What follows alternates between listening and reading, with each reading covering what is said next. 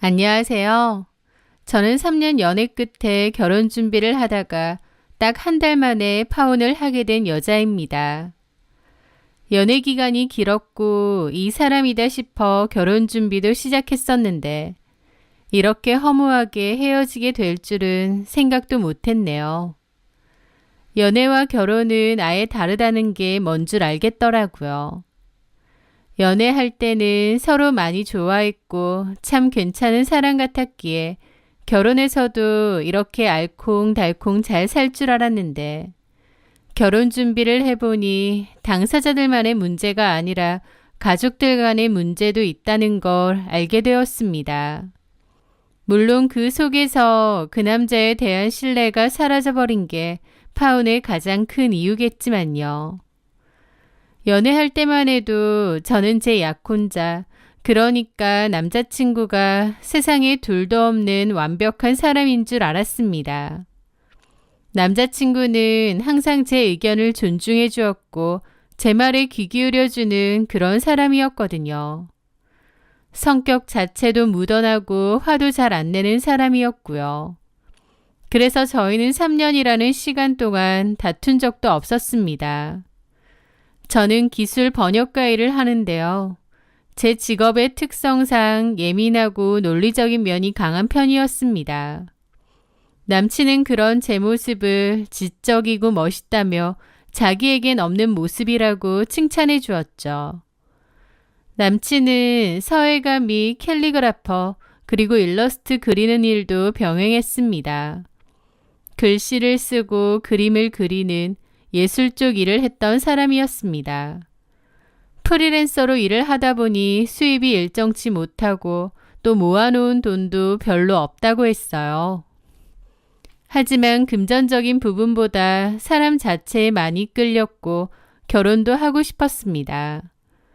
좀 딱딱하고 꼼꼼했던 저와 달리 남친은 유연하고 자유로운 사람이었는데 그런 모습은 저에게 신선한 영감을 주기도 했고요. 서로가 다르기에 오히려 서로에게 완벽한 파트너라고 생각했습니다. 그래서 결혼을 해도 서로의 없는 부분을 채워주는 좋은 부부가 될 수 있을 거라 생각했는데요. 오히려 본격적인 결혼 준비를 하다 보니 서로가 얼마나 다른 생각과 가치관을 갖고 있는지, 얼마나 다른 환경에서 커온 것인지 확인하는 계기만 되었습니다. 그 시작은 양가 상견례 이후부터였던 것 같아요. 상견례 자리에서 예비 시어머니께서는 온화한 미소를 지으셨지만 제 직업과 저희 집안에 대해 꼬치꼬치 캐물으셨습니다. 번역 일은 돈이 좀 되는 거냐, 달에 얼마 버느냐, 그 일은 계속 할 수 있는 거냐, 친정 부모님은 노후 준비가 다 되어 있으시냐 등등 주로 돈에 관한 질문들을 많이 하셨습니다. 어렵고 어색한 상견례 자리였기에 그렇게 대놓고 돈에 관해서 얘기를 하시는 게 좀 불편하기도 했습니다. 하지만 그래도 예비 시부모님이 되실 분들이기에 제 딴에는 애써 웃으며 예의를 갖춰 대답했습니다. 어쨌든 그날 양가 부모님들끼리 이야기가 서로 잘 됐다고 생각했는데 그날 이후 남자친구는 조금씩 변하기 시작했습니다. 예전에는 모든 것을 저와 상의했었는데요. 그맘때쯤 무슨 말만 하면 우리 엄마가 그러는데 엄마 생각은 좀 다른 것 같다라며 어머님의 의견을 제게 전달하는 횟수가 잦아졌습니다. 그전에는 남자친구가 듬직하고 어른스럽다고 생각했는데 그 무렵 남친은 완전 마마보이처럼 행동하더라고요. 그게 좀 거슬리긴 했지만 애써 넘겼습니다. 아무리 사이좋은 커플이라고 해도 결혼 준비하면 많이 싸운다더니 이게 그런 건가 보다 생각했죠. 한 번씩 뭐지 싶고 황당할 때도 있었지만 그래도 좋게 좋게 넘어가고 잘 풀어가고 있었던 거죠. 하지만 본격적인 문제는 따로 있었습니다. 바로 혼수 문제였죠. 그 혼수 문제를 기점으로 남자친구와 제 관계는 걷잡을 수 없이 틀어지기 시작했거든요. 그가 거주 겸 작업실로 쓰는 집이 있었는데요. 그 동네는 재개발 얘기가 자주 나오는 좀 외지고 허름한 동네에 있었습니다. 그 집은 예전에 남자친구의 할머니가 사시던 집이라고 했어요. 할머니가 돌아가시고 나서 집을 정리하려다가 재개발 이슈도 있고 하니 안 팔고 그냥 놔뒀다고 하더라고요. 그러다가 그 남자가 자기 작업실 겸 자취방으로 쓴다고 거기에서 혼자 사는 거라고 했습니다. 물론 동네도 집도 남들이 보기에 허름하고 초라할지 모르지만 몇 번 놀러 가보니 저는 그 집이 마음에 들더라고요. 주변이 조금 외지긴 하지만 그만큼 여유가 있고 조용하고 고즈넉한 느낌이 좋았습니다. 그리고 집 밖은 오래된 주택 그대로지만 집 안은 남친이 조금씩 고치면서 셀프 리모델링을 했는데요. 그의 예술가적인 감각이 고스란히 묻어났거든요. 우리 둘이 새로운 시작을 하기에 충분하고 아늑한 공간이라고 생각했습니다. 그리고 금전적인 이유도 있었어요. 저보다 남자친구가 일이 일정치 않고 모아놓은 돈이 많지 않다고 했는데요. 당연히 결혼자금도 넉넉치 않았죠. 저는 결혼자금도 있고 부모님도 도와주실 여력이 되긴 하는데 딱히 도움을 받고 싶진 않았습니다. 그냥 남친과 제가 알아서 저희들 힘으로 결혼하고 싶었거든요. 그럴듯한 신혼집은 아니지만 거기서 시작하는 신혼도 나름 괜찮을 것 같았죠. 괜히 무리해서 대출 받는 것보다 돈 아끼고 모아서 나중에 마음에 드는 집으로 이사 가는 게 낫지 않을까 싶고요. 자기야, 우리 그냥 이 집에서 신혼 시작하는 거 어때? 신혼일 때는 여기서 지내는 것도 괜찮을 것 같아. 괜히 지금 무리해서 대출받고 하지 말고 여기서 돈 부지런히 모았다가 나중에 필요할 때 이사 가자. 나는 이 집 자기 손길이 곳곳에 닿은 곳이라 참 좋아. 나야 괜찮지만 좀 낡고 초라하지 않아?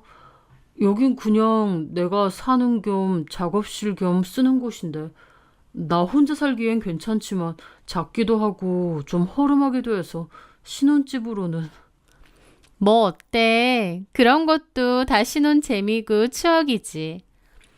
그렇게 그곳에서 신혼생활을 하기로 결정을 내렸습니다. 멋들어지고 근사한 집은 아니지만 또 나름대로의 의미 있는 시작이 아닐까 생각했어요. 돈도 많이 아낄 수 있고요. 다만 남자친구가 혼자 살던 집이라 가구나 가전이 오래된 것이 많았고 1인 가구가 많아서 둘이 쓰기에는 무리가 있었습니다.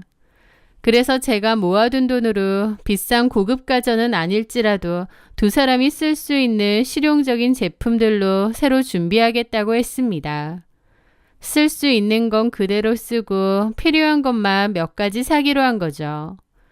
그리고 어찌됐든 남자친구네 집에서 시작하는 거다 보니 필요한 혼수 물품 정도는 기분 좋게 제 돈으로 준비하려고 했습니다. 결혼해서 같이 살 집에 필요한 가전가구를 고르는 일은 설레고 행복하기도 했습니다. 며칠 동안 틈나는 대로 인터넷에서 사용 후기를 꼼꼼히 찾아보며 가성비 좋고 디자인 예쁜 것들로 리스트도 만들어 나갔죠. 엑셀 파일에 모델명과 가격, 장단점을 꼼꼼하게 정리하면서요.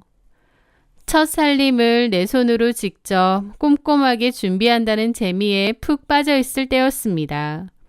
그런데 그때쯤 예비 시어머니께 연락이 왔습니다. 요즘 혼수 준비한다고 바쁘다며? 아, 네 어머니. 그래서 내가 너 위해서 좀 정리해둔 게 있거든.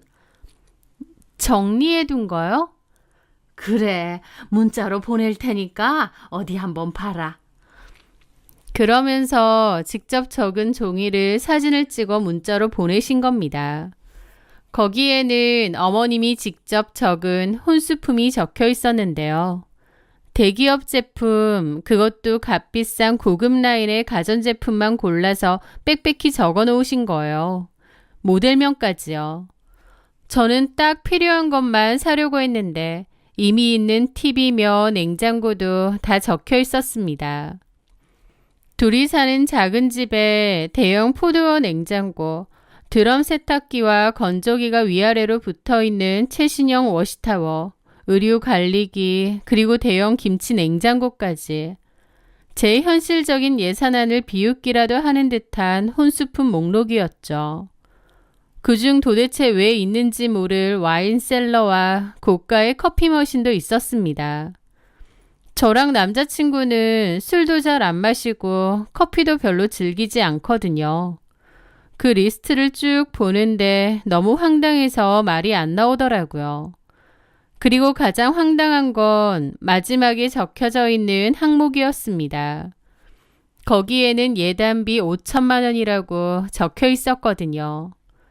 저희는 분명 상견례 때 예단 예물 같은 거 다 생략하기로 분명 얘기를 했는데 뜬금없이 예단비 5천만 원이라고 되어 있으니까요. 어처구니가 없어서 그 리스트를 가만히 보고 있다가 일단 남자친구에게 전화를 걸었습니다. 그리고 어머님이 혼수 리스트라는 걸 보내주셨는데 뭔가 좀 잘못된 것 같다고 했습니다. 아, 엄마가 보내셨지? 그거 고른다고 잡지랑 인터넷 찾아보면서 내내 고르시더라고. 우리 엄마가 보는 눈이 높으셔서 그대로 사면 물건들은 괜찮을 거야. 그러는 겁니다. 저는 남자친구가 어머님이 보내신 이 리스트에 대한 존재를 모를 줄 알았는데 이미 알고 있었고 그 리스트 내역도 본 것 같더라고요. 그래서 물어봤죠. 그게 무슨 소리야? 우리가 얘기했던 거랑 다르잖아. 뭐가? 니네 집에 있는 가구들도 좀 있잖아. 쓸만한 건 그냥 그대로 쓰기로 했고 필요한 것만 내가 알아보고 새로 사기로 한 거 아니었어? 그런데 어머님이 보내신 리스트에는 거의 다 새로 사라는 식으로 되어 있던데 게다가 너무 고가 라인으로만 알아보신 것 같아. 집도 그렇게 안 큰데 이렇게 큰 냉장고며 TV가 필요한가? 그리고 우리가 술이랑 커피도 잘 안 마시는데 뜬금없이 와인셀러랑 커피 머신도 있던데? 저는 황당한 기분으로 말했습니다. 그랬더니 남자친구가 멋쩍어 하며 그러더라고요. 아, 와인셀러랑 커피 머신은 사실 우리 부모님 댁에 들여놓을 거야. 엄마가 전부터 갖고 싶어 하셨거든. 뭐? 어머님, 아버님이 필요하신 걸 왜 여기 목록에 적어 놓으셔? 아, 살 때 그냥 같이 사면 좋잖아. 한 번에 다 사야 싸기도 하고. 또 겸사겸사 선물 겸 우리 부모님 필요한 것도 좀 사드리면 좋은 거 아니야? 뭐라고? 저는 어처구니가 없더라고요. 분명 남자친구랑도 이렇게 하기로 얘기가 다 되어 있던 건데 갑자기 딴소리를 하나 싶었습니다. 톡 까놓고 말해서 어머님이 보낸 이 혼수물품은 돈도 돈이지만 크기도 큰 집에나 어울릴 법한 물건들이에요. 남자친구 혼자 살던 그 작은 집에는 꾸역꾸역 넣어봤자 자리만 차지하고 어울리지도 않습니다. 제 딴에는 부모님 도움 없이 우리 힘으로 결혼하는 거다 보니 최대한 싸고 실용적으로 사자는 거였고 그래서 집도 남자친구 혼자 살던 집에 그냥 들어가자고 한 거였습니다. 그런데 집은 그렇게 하기로 해놓고 제가 준비하기로 한 혼수는 이렇게 터무니없이 요구를 한다뇨. 그리고 저는 마지막 항목에 대해서도 얘기를 했죠. 아참, 그리고 마지막에 예단비를 요구하셨던데 이건 또 뭐야? 우리 예단 예물 아무것도 안 하기로 했잖아. 제 말에 남자친구는 갑자기 발을 빼더군요. 아, 그래. 사실 엄마가 알아서 한 거라 나도 정확히는 잘 모르겠어. 엄마도 우리 상황을 잘 몰라서 그런 걸 수도 있으니까 엄마랑 직접 통화해보는 게 어때? 라고 했습니다. 자기가 얘기해도 되는데 저보고 하라고 하는 거예요. 저도 일단 알겠다고 했죠. 그리고 다음 날이 되어서 어머님께 전화를 드렸습니다. 어머님, 보내주신 혼수 리스트 잘 봤습니다. 그런데 제가 살펴보니까 저희 신혼 살림에는 좀 과한 것도 있고 불필요한 것도 너무 많은 것 같아요. 그러면서 자연스럽게 와인셀러와 커피 머신에 대해서 얘기했죠. 저에게 필요 없는 물건인데 왜 리스트에 있느냐고요. 그랬더니 어머님은 뭐가 문제냐는 식으로 당당하게 말씀하시더라고요. 뭐 엄청 비싼 것도 아니고 그 정도는 예비 시부모한테 선물한다 생각하고 할 수 있는 거 아니니? 그런 걸 꼭 집어서 물어볼 줄은 몰랐네. 그리고 선영아, 내가 어른으로서 얘기하자면 결혼할 때 약간의 성의는 보여야 나중에도 서로 얼굴 붉힐 일이 없는 거다. 뭐 무리하는 것도 아니고 그 정도는 해와야 남들 보기에 구색이 맞고 그런 거야. 솔직히 우리 아들이 집을 했으니 너는 혼수만 하는 거 아니니? 나는 그렇게 무리하는 거라고 생각 안 하는데? 그러시는 겁니다. 저는 어처구니 없는 기분으로 말했죠. 집을 했다고 생각하시는 거예요. 그냥 남자친구가 혼자 살고 있는 집에 저희가 돈 아끼려고 들어가기로 한 것뿐인데 아예 다르게 생각하시는 것 같더라고요. 그리고 마지막 항목에 예단비 적어두셨던데 저희 예단 안 하기로 하지 않았나요? 그 말에 어머님도 기분 나쁘다는 듯 코웃음을 치며 그러시더라고요. 내가 방금도 얘기했잖니. 어느 정도 기본적인 건 서로 주고받아야 나중에 서로 빈정상하는 일이 없다니까. 큰 돈도 아니고 너네 들어가기로 한 찬우집. 그 집의 정도는 네가 해오는 게 맞지. 요즘 세상에 남자만 집 해오라는 법이 어딨니? 어머님, 그 집은 따로 해오는 게 아니라 돌아가신 할머님 댁이라고 했고 비어져 있는 집에 찬우 씨가 들어가서 살던 거라면서요. 결혼을 위해서 따로 해오는 게 아니잖아요. 아, 그게 해오는 거지. 어쨌든 거기는 집 아니야. 그것도 팔면은 다 돈인데. 위치가 그래서 팔리지도 않고 팔아봤자 돈도 얼마 안 되는 곳이라서 재개발될 때까지 버티는 거라고. 그래서 남친이 들어가 사는 거라고 분명히 들었는데 갑자기 저렇게 얘기를 하시는 겁니다. 요즘 세상에 남자만 집 해오는 일도 없을 뿐더러 남자가 집을 해오면 그 집에 맞게 어느 정도는 너네 집에서도 돈을 보내줘야 되는 거다. 그게 기본이고 예의야. 라는 겁니다. 상견례 때 분명 그런 거 없이 하기로 해놓고 뒤에선 저한테 따로 이런 걸 요구하시니 황당했죠. 그래서 조목조목 얘기하려다가 어차피 얘기해봤자 어머님하고는 도돌이표가 될 거고 감정만 상할 것 같았습니다. 그래서 일단 알겠습니다 하고 대충 얘기하고 전화를 끊었습니다. 그리고 저는 그 리스트를 그대로 저희 부모님께 보내드렸어요. 저희 부모님도 황당해 하시더라고요. 왜 상견례 때랑 말이 다른 거고 또 코딱지만한 집에 들어가면서 무슨 이런 고가의 혼수품을 바라는 거냐고요.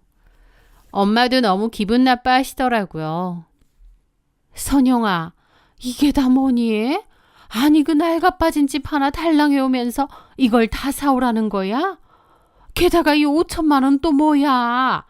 상견례 때 분명히 그런 거 서로 부담 주지 말자고 약속하지 않았어? 그때는 자기들도 좋다고 해놓고 이제 와서 이게 무슨 양아치 같은 경우야. 그러니까 나 너무 황당해. 조서방은 뭐라는데? 자기 엄마랑 얘기하래. 자기는 잘 모른다고. 참나, 이런 일에 자기는 쏙 빠져? 마마보이 아니니?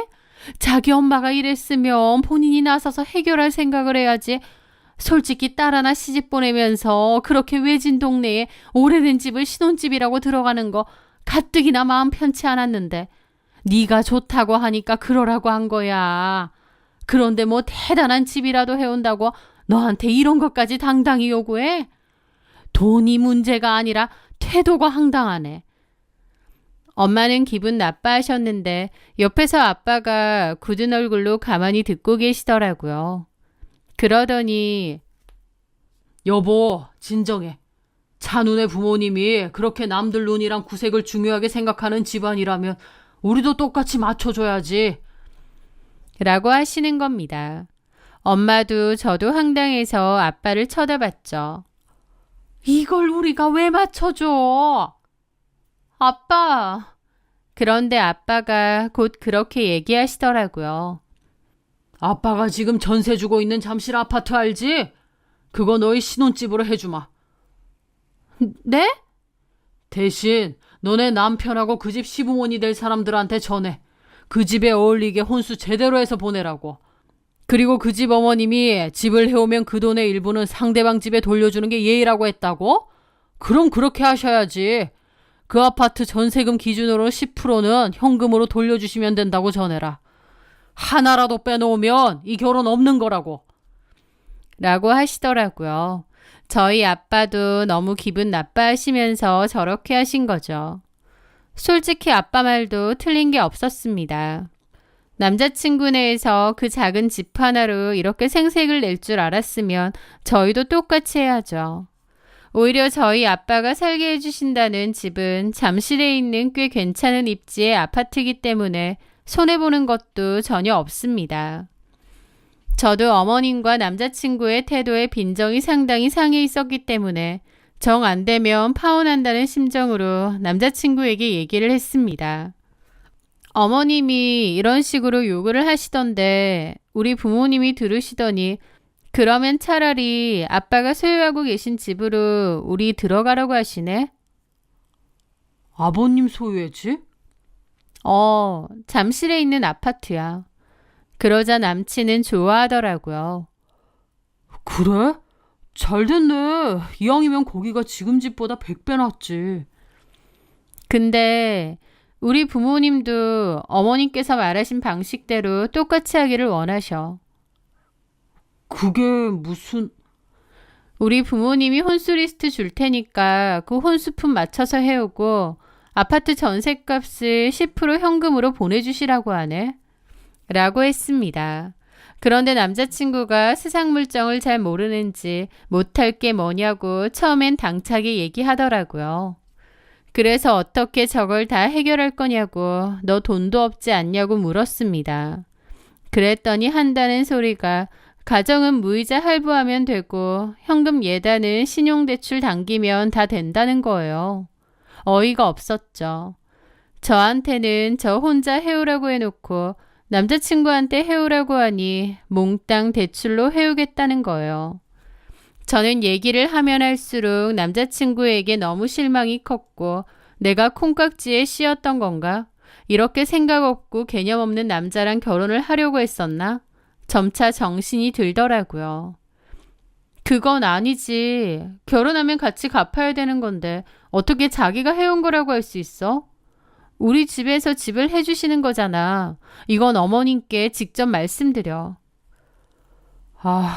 나는 엄마한테 그런 말 잘 못하는데. 자기가 얘기하면 안 돼?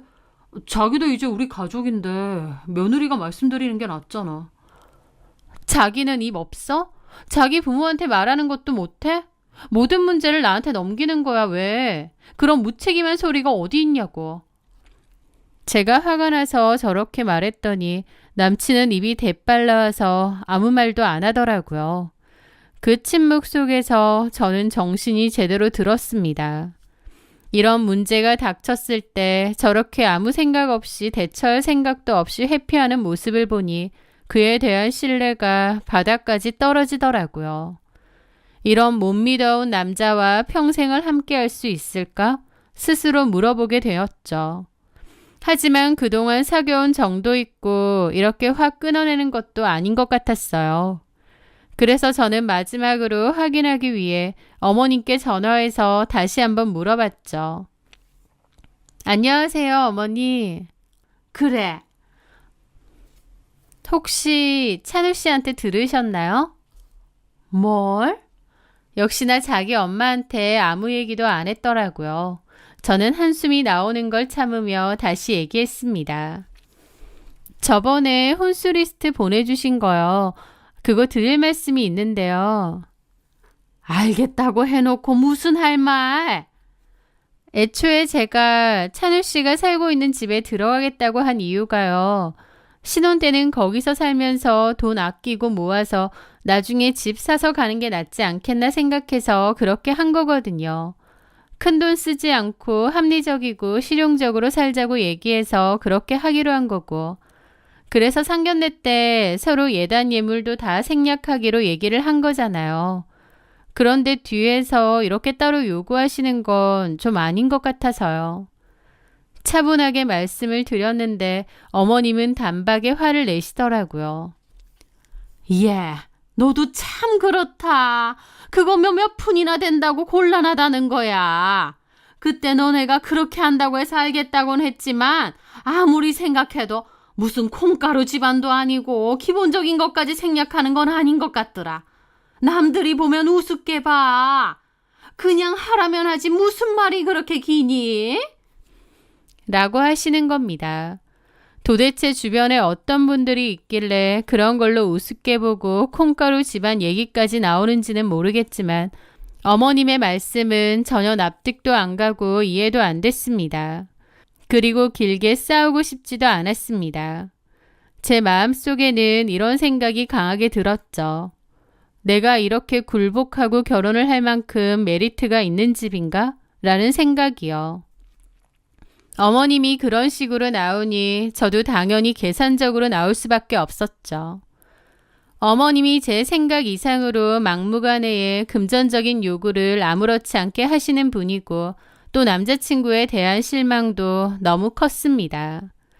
이렇게 결혼한다 한들 어머님이 짠 하고 변해서 제가 존경할 만한 분으로 바뀌실 리도 없고 남자친구도 마찬가지였습니다. 제 마음속에는 이미 파혼에 대한 결정이 확고해졌습니다. 하지만 이런 얼토당토 않는 제안을 하는 어머님께 똑같이 말하고 싶더라고요. 그래서 어머님께 제안을 했습니다. 어머님 생각이 그러시면 그렇게 해야겠죠. 그런데 저희 부모님께 말씀드렸더니 저희 아빠가 소유하고 계신 잠실 아파트가 한 채 있는데요. 거기 내줄 테니 거기서 살라고 하세요. 전세지만 별다른 일 없으면 따로 옮길 필요 없이 계속 살아도 된다고 하시더라고요. 찬우 씨한테 말하니까 찬우 씨도 지금 집보다는 거기서 살고 싶어 하더라고요. 그러면 저희 신혼집은 잠실 아파트로 할 테니 찬우 씨 쪽에서 그에 들어갈 혼수랑 전세값의 10% 현금으로 준비해 주세요. 혼수 리스트는 저희가 준비할게요. 그러면 되겠죠? 어머님이 말씀하신 그대로예요. 집을 누가 해오는지만 바뀌는 거지. 라고 했습니다. 그랬더니 어머님이 막 기막혀 하시더라고요. 그러면서 이제 가족인데 뭘 그렇게 칼같이 따지고 드니? 너 그렇게 안 봤는데 참 계산적이다. 그러시는 겁니다. 그러면서 저보고 치사하다느니 계산적이라느니 내로남불로 나오시더군요. 저는 그러면 치사할 일 없이 모든 걸 다 반반하자고 했습니다.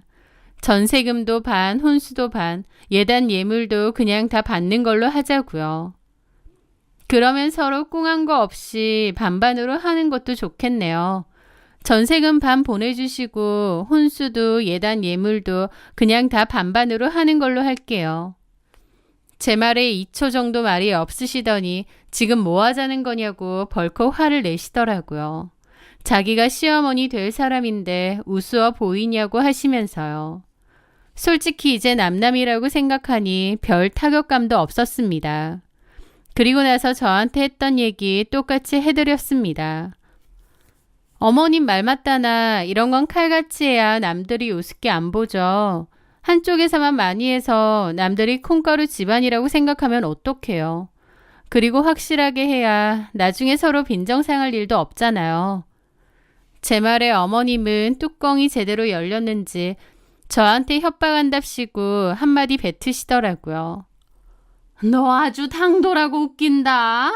내가 너를 봐도 아주 잘못 봤어. 이 결혼 다시 생각해보자. 그 말에 저도 바로 그랬습니다. 아니에요, 어머님. 다시 생각할 필요 없으세요. 그냥 없었던 얘기로 하고 각자 갈 길 가면 될 것 같습니다. 오히려 제가 세게 나가니까 어머님이 더 당황한 것 같았어요. 뭐라고? 서로 맞춰서 하기로 했다가 뒤늦게 아까우셨던 거죠. 이미 결혼 얘기도 오가고 있으니까 물르기 어려울 거고 그 김에 저희 집에서 받을 수 있는 건 다 받아내려 하신 거잖아요. 그런데요, 어머님. 그런 것도 상황 봐가면서 하셔야죠. 솔직히 이런 상황 다 참아가면서 제가 맞춰줄 정도로 찬우 씨 조건 그리 좋은 거 아니에요. 조건만 따졌으면 저 찬우 씨랑 결혼 안 하는 게 맞고요. 수입도 적고 불안정하고 시댁에서 도움받는 것도 전혀 없는데 그냥 서로 좋아하는 마음 하나로 결혼하려 했던 거예요. 그런데 어머님이 저한테 이렇게 나오시니까 저도 이 결혼할 생각 없어졌습니다. 어머님 덕분에 파혼하는 거니까 그건 꼭 알고 계시고요. 그랬더니 뭐라고 소리를 막 지르시는데 더 이상 할 말 없다고 잘 지내시라 하고 그냥 끊어버렸습니다. 그날 저녁 남자친구한테서 전화가 오더라고요. 그리고 자기 엄마한테 무슨 얘기를 들은 건지 대뜸 저한테 따지기 시작하는 거예요. 자기야, 엄마한테 전화해서 대체 무슨 말을 한 거야? 지금 엄마 난리 났어. 이제 가족인데 벌써부터 이러면 어떡해? 자기가 며느리 될 사람이고 아랫사람이니까 엄마한테 전화해서 진심으로 사과해. 어?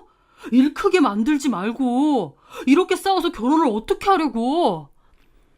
그의 목소리에는 제가 겪었을 황당함과 모욕감에 대한 이해나 사태의 본질에 대한 파악은 전혀 없었습니다. 오직 자기 엄마의 심기를 거슬렀다는 사실에 대한 짜증뿐이었죠. 자기 엄마한테 사과하라고 결혼 안 할 거냐는 남친의 말에 제 목소리는 놀랍도록 차분하고 냉정하게 흘러나왔습니다. 내가 뭘 사과해야 되는데? 뭘이라니? 엄마 속상해서 쓰러지기 일보 직전이라니까? 그래서 내가 뭘 잘못했냐고 묻잖아. 어머님이 우리 결혼에 터무니없는 혼수 목록을 들이밀었는데 그대로 안 한 거? 아니면 어머님 방식 그대로 우리 부모님이 아파트 해주신다고 하니까 우리가 원하는 혼수 리스트랑 전셋값 일부 달라고 한 거? 도대체 내가 뭘 잘못한 거야? 제가 차분하게 사실을 나열하자 남친은 잠시 말을 잇지 못했습니다. 저는 그 침묵을 비집고 제 마지막 진심을 쏟아냈죠. 나는 이 모든 과정에서 너한테 너무 실망했어. 너네 엄마가 그런 무리한 요구를 했을 때 네 선에서 안 되는 건 안 된다고 하는 게 맞는데 나한테 얼렁뚱땅. 자기 부모한테 말 한마디 제대로 못해서 나한테 넘기질 않나. 이런 상황에서조차도 뭐가 잘못된 줄도 모르고 나한테 사과하라고? 우리 그만하자. 나는 그런 남자랑 평생을 함께할 자신이 없어. 그제야 상황 파악이 된 건지 그의 목소리가 다급해졌습니다. 헤어지자는 거야? 아니 잠깐만, 이런 식으로 헤어지는 게 어딨어. 선영아, 내가 생각해보니까 우리 엄마가 욕심이 좀 과했던 것 같아. 나도 좀 심하다고 생각했어. 내가 잘 얘기해볼게. 어? 어른들은 일절 빼고 우리끼리 다시 준비해보자. 우리 서로 사랑하잖아. 이런 일로 결혼 깨는 게 어딨어. 어? 내가 앞으로도 잘할게. 우리끼리 다시 준비해보자고요? 저는 그 말에 실수했습니다. 뭘 시작해? 톡 까놓고 너 모아둔 돈도 없고 재정관념도 없잖아. 결혼을 할 능력도 와이프를 지킬 능력도 의지도 책임감도 없는 사람이 넌데 나는 이미 결론 내렸어. 우리 여기까지 하자. 이게 맞아. 저는 단호하게 말하고 전화를 끊었습니다. 그 후로도 남친으로부터 몇 번이고 전화가 왔지만 받지 않았습니다. 그렇게 약혼자와도 헤어지고 결국 3년간의 연애와 결혼 준비 등 모든 건 기억 저편으로 사라졌습니다. 허무하면서도 한편으로는 시원하더라고요. 결혼도 전에 저한테 갑질하려고 했다는 게 너무 황당하고 진작에 손 털고 나온 게 잘했다는 안도감이 들었습니다. 이 사건 이후로 명확해졌어요. 결혼은 사랑만으로 하는 것이 아니며 가족들도 중요하다는 것이요. 서로 다른 환경에서 살아온 두 집안이 하나의 가족이 되는 과정에서 서로를 존중하고 배려하는 마음이 없다면 그 관계는 모래성처럼 쉽게 무너질 수밖에 없다는 것을 뼈저리게 깨달았습니다. 주변에 결혼해서 행복하게 잘 사는 분들을 보면 참 대단하다는 생각도 들지만 한번 이렇게 크게 데이고 나니까 결혼 생각 자체가 싹 사라져버렸네요. 언젠가 다시 결혼을 꿈꿀 만한 좋은 사람과 서로를 존중해주는 좋은 시댁이 제 인생에 나타난다면 그때는 결혼에 대해 다시 생각해 볼 수도 있겠지만 나타나지 않아도 상관없습니다. 저 혼자서도 얼마든지 씩씩하고 멋지게 잘 살아갈 자신이 있거든요. 제 사연 들어주셔서 감사합니다.